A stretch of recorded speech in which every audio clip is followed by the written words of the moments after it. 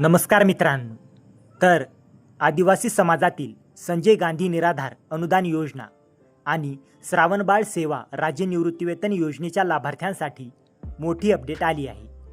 महाराष्ट्र शासनाने 2 जून 2026 रोजी नवीन शासन निर्णय म्हणजे GR जारी करून तब्बल 190 कोटी रुपयांचा निधी वितरित करण्यास मंजुरी दिली आहे.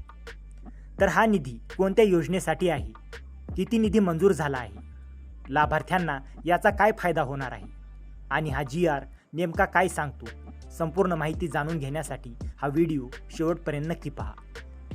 तर मित्रांनो, हा शासन निर्णय आदिवासी विकास विभाग महाराष्ट्र शासन यांनी जारी केला आहे दिनांक 2 जून 2026.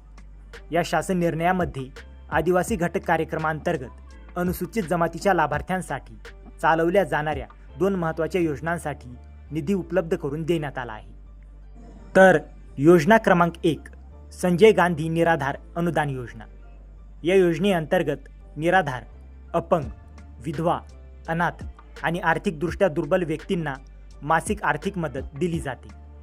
सन 2026-27 या आर्थिक वर्षासाठी या योजनेसाठी एकूण 350 कोटी रुपयांची अर्थसंकल्पीय तरतूद, यापैकी पहिल्या टप्प्यात 70 कोटी रुपये वितरित करण्यास मंजुरी देण्यात आली आहे. नंतर योजना क्रमांक 2 श्रावणबाळ सेवा राज्य निवृत्तीवेतन योजना. या योजनेअंतर्गत ज्येष्ठ नागरिकांना मासिक निवृत्तीवेतनाचा लाभ दिला जातो. सन 2026-27 साठी 600 कोटी रुपयांची अर्थसंकल्पीय तरतूद, यापैकी 120 कोटी रुपये वितरित करण्यास मंजुरी देण्यात आली आहे. तर एकूण किती निधी मंजूर? तर दोन्ही योजनांसाठी मिळून संजय गांधी निराधार योजना 70 कोटी आणि श्रावणबाळ सेवा योजना 120 कोटी, एकूण 190 कोटी रुपयांचा निधी मंजूर करण्यात आला आहे. नंतर निधी कोणाला वितरित होणार? तर शासनाने हा निधी प्रधान सचिव, सामाजिक न्याय व विशेष सहाय्य विभाग यांना BIMS प्रणालीद्वारे वितरित करण्यास मंजुरी दिली आहे. यानंतर संबंधित विभाग लाभार्थ्यांना निधी पोहोचविण्याची कार्यवाही करणार आहे. नंतर GR मधील महत्त्वाच्या अटी.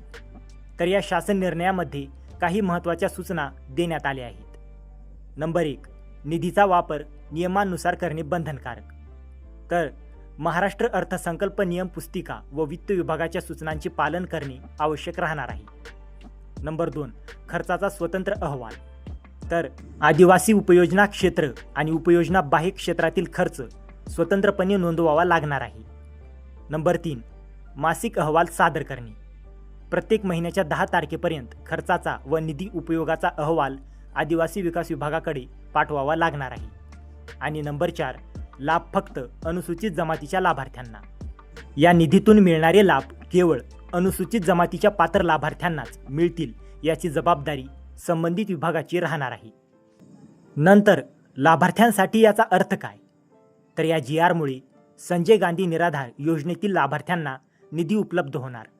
श्रावणबाळ सेवा निवृत्तीवेतन योजनेतील लाभार्थ्यांचे प्रलंबित किंवा आगामी हप्ते वेळेवर वितरित करण्यास मदत होणार आणि आदिवासी समाजातील पात्र लाभार्थ्यांना आर्थिक आधार मिळणार.